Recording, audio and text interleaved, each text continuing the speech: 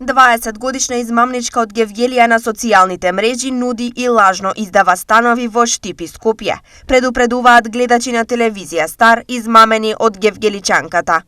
Да, ние сме измамени 30 души, може и повеќе ги има, ама немат ни се пријавено.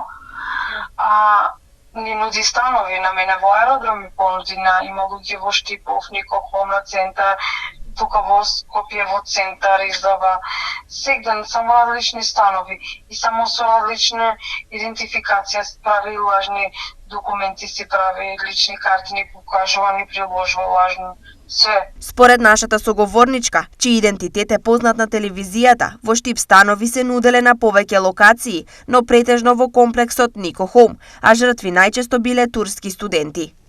Во Штип си измамени студенти. Турски студенти се и не знаат јазик и ги измамува. Пишува, еден студент ми кажа дека пишувала на Вибер, на WhatsApp со нив, таму, од каде знам. Вкупно досега, во мрежата на измамничката влегле околу 30 граѓани, на кои им наплаќала од 200 до 400 евра. На мене лично 15.000.